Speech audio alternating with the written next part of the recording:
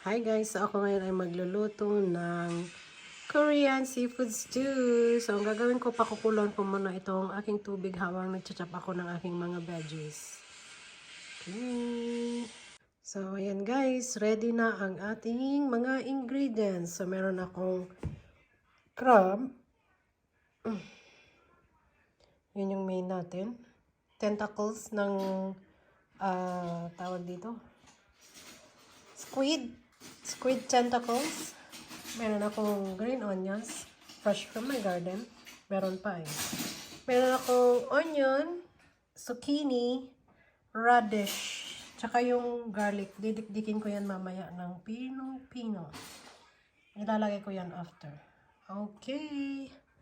Let's start cooking. So, ayan guys. Kumukulo na yung aking tubig. So, pwede ko na siyang timplahan. Ang unang ilalagay ko is yung hot pepper paste, gochujang. Yan. Yan ang aking ipapangtimpla.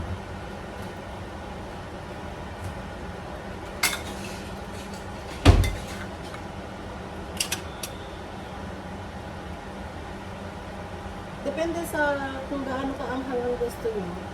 Kaya sa amin kasi, mahilig ko sa spicy. Except yung youngest ko kasi hindi yan kumakain yun. So, yan. Mga about 2 to 3 tablespoon. And then, lalagyan ko siya ng soy sauce. Yan yung ipapantimpla ko.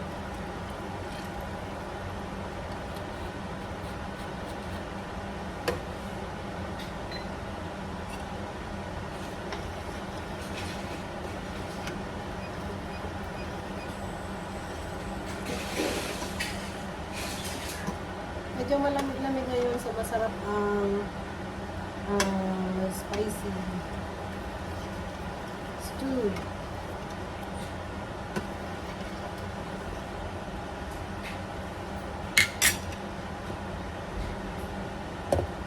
Okay.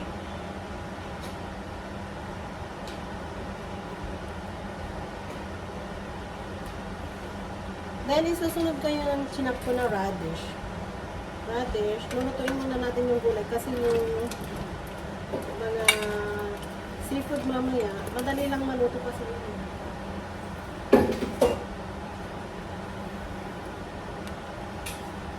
Radish and then yung zucchini tsaka yung onion. Pa.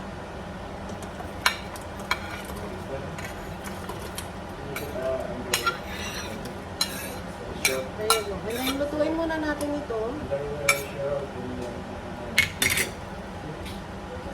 Bago natin ilagay yung ibang ingredients, guys.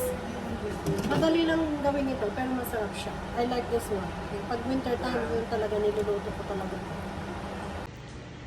So, ayan guys. Ang ginagawa ko talagang dinidikdik ko yan. Yan yung old style ng pagluto ng mga Korean, ng mga soup nila. Kailangan talagang dikdikin mo para yung katas niya lalabas.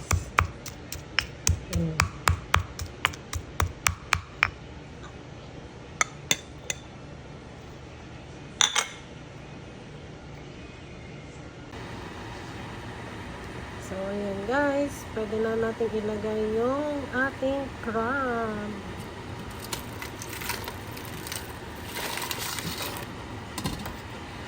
Ayan.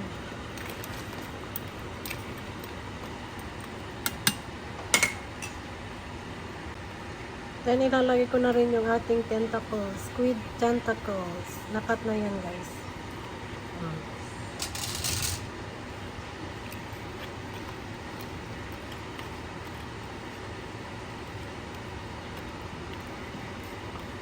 Kasi madali na lang yan matuto.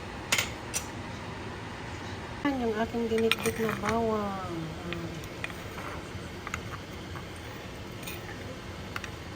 Okay guys, ilalagay ko na rin yung ating bawang.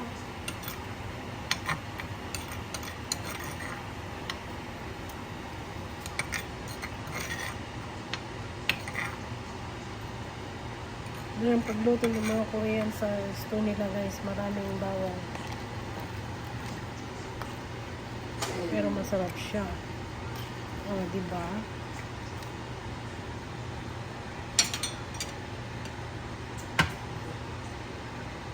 Ayan. Takpan muna natin para maluto yung ating mga seafood.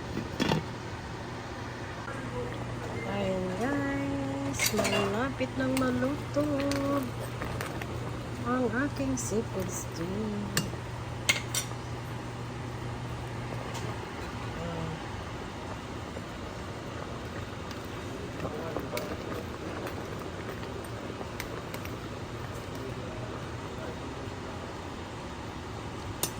Timplahan lang natin guys.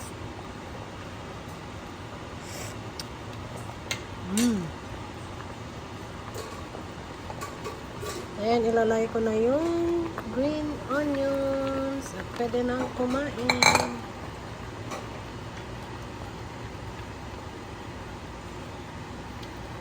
Ayan, ang aking Korean seafood stew.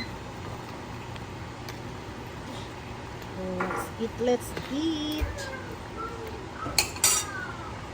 Ayan guys, kainan na.